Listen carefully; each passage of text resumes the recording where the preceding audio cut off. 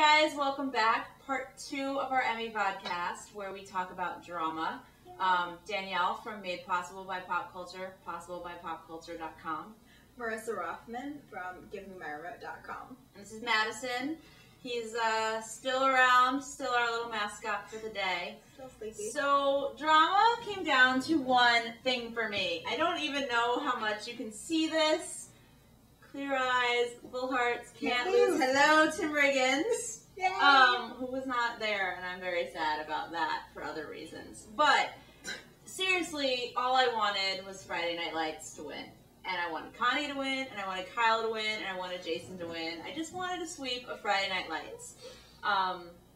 It was one of those shows that's what good television always was to me, was like the rich character stories. I don't need flashy gimmicks. I don't need hooks.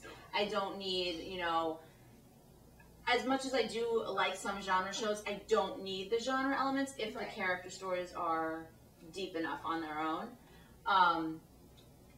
And I was sort of satisfied, but not really, because I was so happy Kyle won, so happy Jason won, but I really wanted Connie to win because I felt like you can't have Coach without Mrs. Coach, and it was always, for me, Friday Night Lights was the Taylors, both of them, and so I wanted both of them to get acknowledged.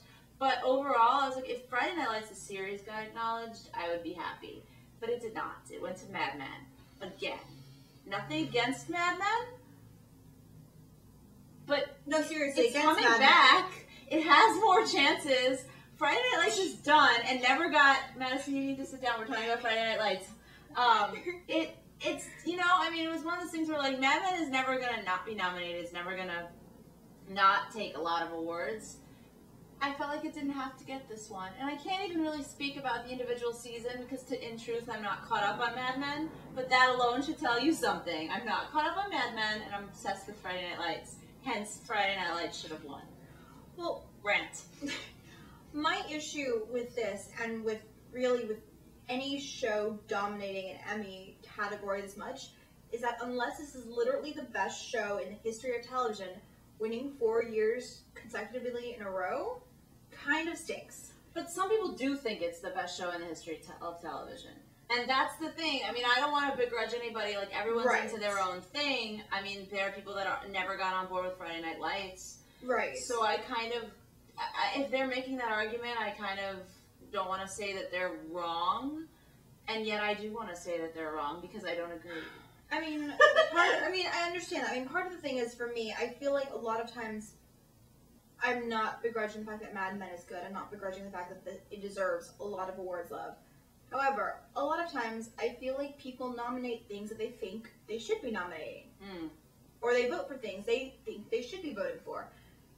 And I do genuinely question how many people actually watch a lot of these screeners, because I can speak for myself in saying that I've been given Emmy screeners from people who don't want them. And it's like, well, if you're not watching all of this the studio, how are you voting? Because there's no way, I mean, as much as I love my TV and as much as I watch mind-numbingly amounts of television, I don't watch every single show on television. Well, you can't. And I also don't watch every single show from any one studio, I don't think. I mean, I watch a lot of the majority, but I don't think there's any studio where I literally watch every single show, whereas I'd feel comfortable if I was a voter giving up a screener set, because if you're not watching it, you can't really fairly judge, which is also my argument as to why Fringe is not being nominated. Yes, I'm still mad about that.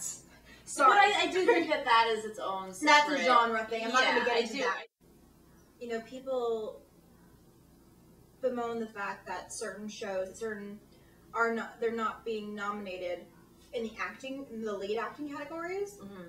And there are some amazing lead actors on television who will just never be nominated, not because they aren't great, but because if you look at the caliber of actors that are being nominated, I mean, some of these actors, Julian Margulies, some of these actors are going to be there for the run of their show. Well, they don't have to be. They don't have to be. I mean, Murphy Brown took herself out of the running. Candice Bergen is also a class act. I'm guessing a lot of these people... I know, but I'm saying, classy, but you shouldn't ever be in the position where you have to take yourself out of the running. Like, the Academy should do that for you. The Academy should say, okay, Mad Men, you've won a lot, you're good, but let's, You know, are you the best every year? Let's really look at some of these newer shows. I feel like there are a lot of newer shows. Like, I love Parenthood. I feel like in a lot of ways it's fills that Friday Night Lights void because it has the strong family issues and the interpersonal character moments. But is it ever going to get recognized? No, probably not. You know, well, Breaking Bad, I think will. I really do.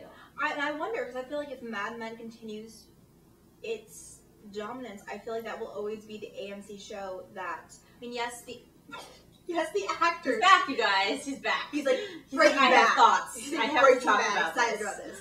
I mean, obviously, Brian and Aaron got nominated. Right. They won last year, and that was fantastic. I just don't know. You know, we saw this year. Mad Men lost in writing, which I think is the first time it's lost in a while for writing. It lost. Whatever, Friday Night Lights won it. Yay! Not disagreeing. I actually was shocked that The Suitcase didn't win. I thought it was, because everyone was calling it the best hour of television this year, and I thought, well, of course it's then going to win. Again, that's also what we have to consider too: is what episodes are these shows submitting? Well, that was what submitted are they for the judging? writing. I know, but I'm saying like that's also, you know, what are they comparing to what? Because that's a big deal. Like, you can say a show overall has had a stronger season, but really they're not comparing every episode. I know. So if they submitted one particular episode that was, you know, they put everything they had into it and it was amazing, and even if all of the other episodes were subpar, it could still win. Which kind of stinks. It does. So clearly I was really upset with Friday Night Lights not winning everything ever, because I think that it should. So the drama was definitely my big disappointment this year at the Emmys, but you know, there's always next year. I mean, not for Friday Night Lights, but maybe some of my other shows, my other favorite shows. Dexter, yeah, because Fringe. Sorry. We'll see. I mean, again, who knows if they're going to embrace the genre. So just give me John Noble love. Just embrace him. That's all I Why don't we just create our own awards, and we could build little trophies out of, like, whatever. In college, we did this. We had our own award shows, and it was a friend of mine and I who went to a craft store and had to look for things that would be suitable awards. So, you know, maybe next year you'll see us doing our own little rinky-dink web award show, and you guys can vote on it. Anyway, that was our Emmys podcast, part 2 drama. So follow us on Twitter for more good television commentary and ramblings like these. At Danielle TBD. At Marisa Roffman. Thanks, guys. Bye. Oh, look who woke up.